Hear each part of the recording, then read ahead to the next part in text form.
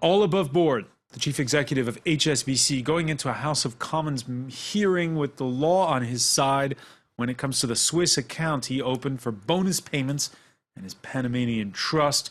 It's been a bad run, though, for the world's second largest bank. The Swissleaks list of tax dodgers laid bare by major newspapers, including France's Le Monde, and a 17% drop in profits. This countered by claims the UK lenders cleaned up its act since the high-rolling times that led to the 2008 financial crisis. Is that the truth? Are banks no longer rogue?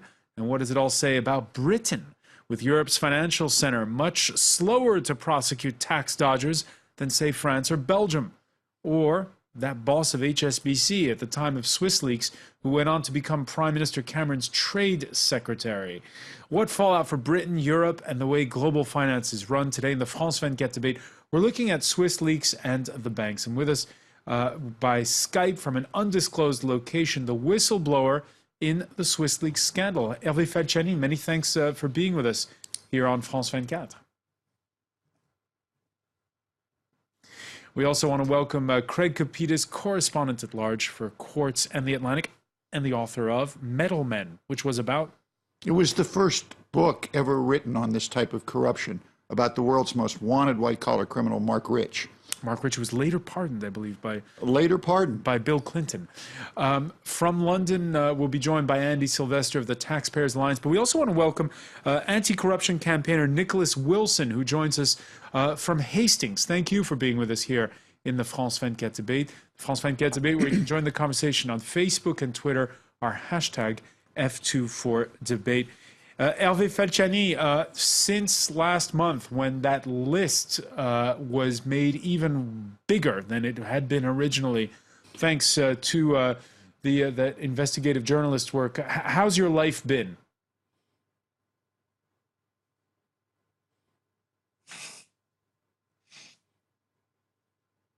Hervé Falciani, can you hear us? All right, we seem to be having a problem with the sound. We'll try to get through to Hervé in a moment. Before we go on, let's talk, Craig Kapitas, about what happened today in the Commons. And just to tell you, it started, of course, with an apology. Stuart Gulliver, chief executive, before a select committee of the House of Commons, he recalled at the very outset a long list of misdeeds and heavy fines that stretch back to the 1990s. Who's doing the apologising here? I am. Personally? As the Group CEO so of HSBC. you feel personally responsible for this? I have been the Group Chief Executive since 2011. I have a collective responsibility for the operations of the Group. I have been in the Group for 35 years. I'm responsible for cleaning it up. I'm responsible for cleaning it up.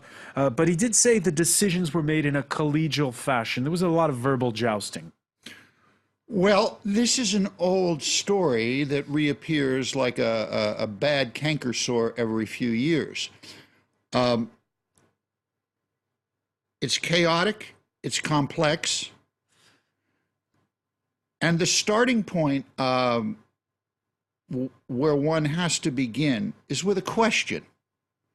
And that is his Swiss bank account, controlled by a Panamanian company. His personal Swiss bank. His personal Swiss bank account. Because there, the apology we heard was for the misdeeds of the bank as a whole. Well, bankers have been doing that since Mark Rich was, they attempted to haul Mark Rich off to the calaboose in the very early 80s.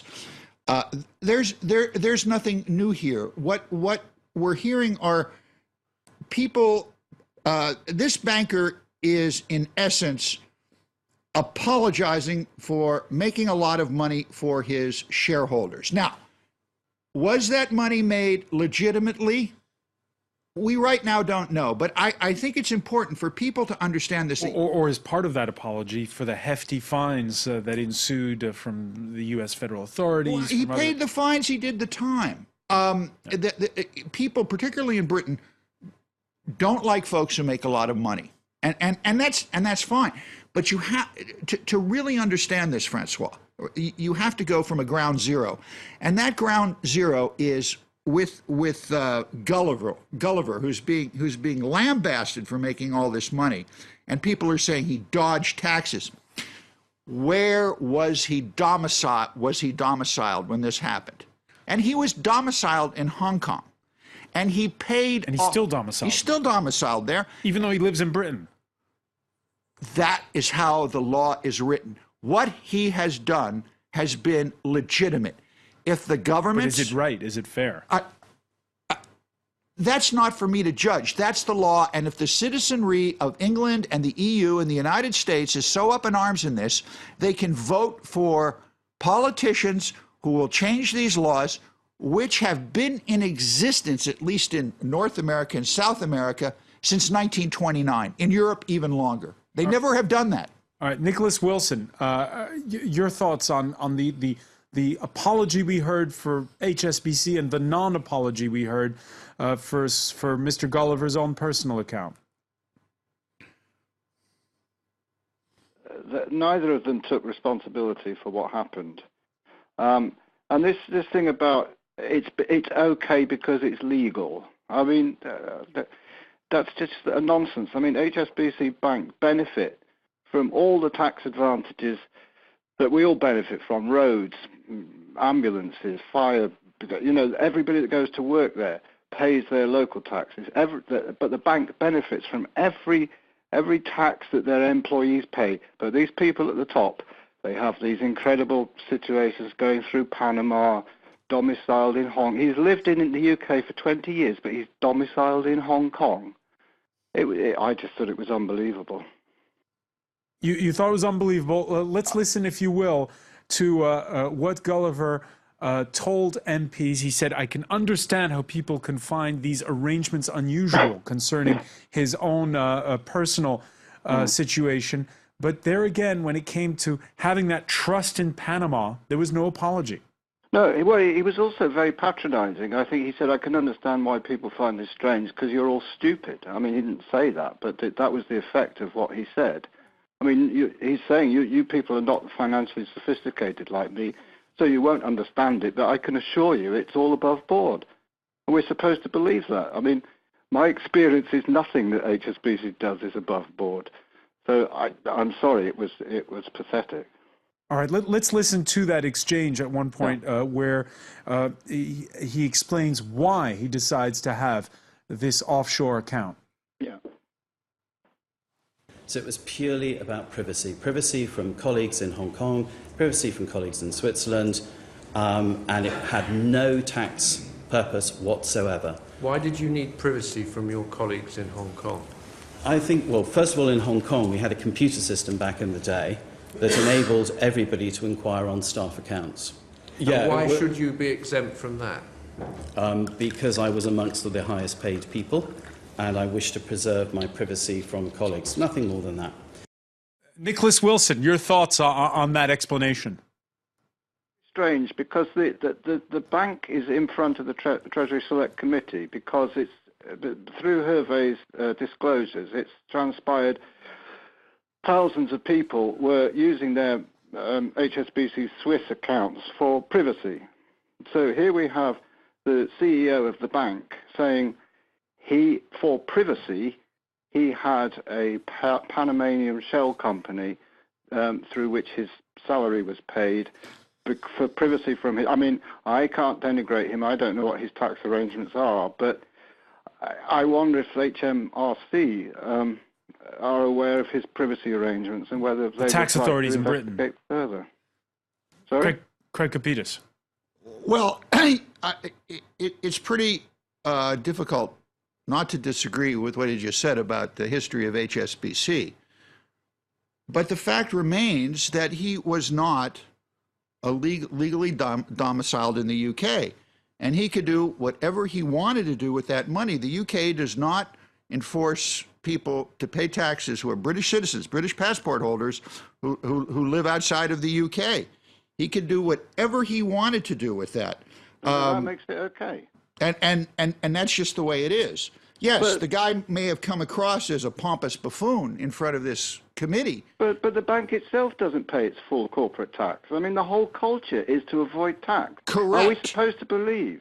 Correct. I agree with you wholeheartedly, but a study, any close study of the history of these type of shenanigans, which I've been doing for years and wrote a couple of books on, clearly show that the politicians have always been in favor of these sorts of arrangements. If they were not, then laws would have been enacted.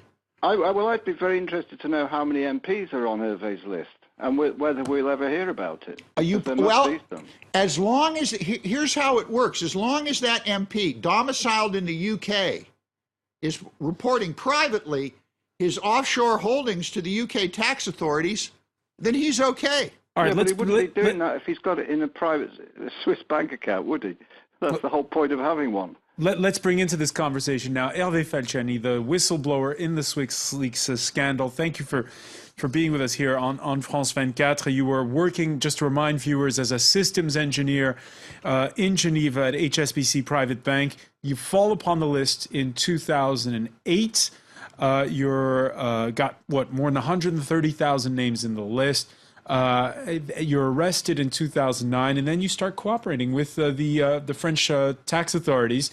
What do you think, first of all, of the way events have unfolded since those major newspapers went public with those lists a month ago? Well, just to precise simple things, I was never a system engineer. I always been an analyst and never been in contact with sensitive information directly. This is an important point, even if it's not directly related to your question. We have interesting ongoing lawyers discussions, and I think that in one side we can say we have lawyers, and on the other side we have facts. What to me seems really important is to just now try to find a way to change or to improve the controls that are existing all right, try to find a way to improve those controls. Yeah. I know that right now there's, as we speak, a grilling going on of the tax revenue people in front of that same committee in Parliament. What do you think about the British culture when it comes to all of this? Well, it's about impunity and equity, in the sense inequity in this case. It's totally unfair just to be only a few to be able to avoid paying tax. We are all agreeing for that. I may, maybe to help to move on in this discussion, I would like to mention that, when you have one legal structure in Panama, most of the time, it is made just to buy real estates in countries where you don't want to pay taxes. And sorry, I have a bad feedback. No. So this to me seems important. It's not no more what is said, but what is unknown that need to be revealed and clearly being part of public awareness. This is particularly unfair to realize that most of the rules, of the laws, are made just to protect a few of us. Most of the rules made to protect a few. Let me bring in at this point in the conversation Andy Sylvester of the Taxpayers Alliance. Thank you for being with us here on France 24. Do you agree with what Hervé Falciani just said? Well, I don't think there's any doubt at all that people are angry at the perceived notion that people aren't paying their fair share when they quite evidently are themselves. But I think today was symptomatic of a wider problem. What we saw today was politicians and parliamentarians, particularly, standing there, sitting there, quite self-righteous and shouting at people. Well, let's be honest here. Anybody that can afford an accountant right now is trying to run rings around the British taxman because the British tax code is out of date. It's too complicated, and it's got loopholes that are easily exploited by people who can afford the right advice. We need to stop having politicians standing there and throwing things at people like HSBC, like Starbucks previously, like Amazon previously, and get around to fixing the system so that British people will again trust in the tax code, and people will then believe that people are paying their fair share. All right. The idea you're saying is that we need to reform the tax code. But Craig Capitas, again, this is something that's been discussed time and again. Right. What is being ignited here is something a lot more dangerous. Although I agree with what your other guests are saying. What you're getting into here is the concept of extraterritoriality, in which when one country can enforce and apply its laws within another country. And I want to give you two brief examples of what I mean by this. There's an expression in law: you can beat the rap, but you can't beat the ride. If a 19-year-old American student comes to France and starts drinking wine and makes a YouTube video of this and posts it, when he gets back to the United States, the U.S., in whatever state he might go back with, an overzealous prosecutor could prosecute him for drinking under the age of 21, even though it took place there. Now, but when it comes to taxes?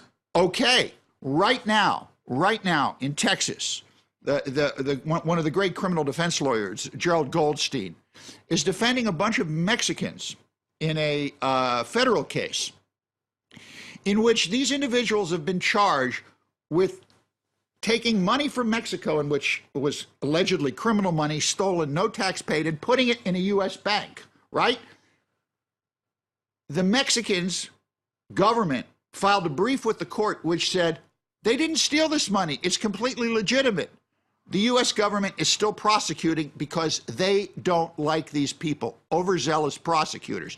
This is what goes on here. You have all of these various tax jurisdictions, America being the primary one, trying to enforce their antiquated tax laws in jurisdictions where they have no legal business being, and the laws and way they're written right now support that. All right, tax harmonization obviously needed. We're going to pick up on that point when we come back. You're watching the France 24 debate.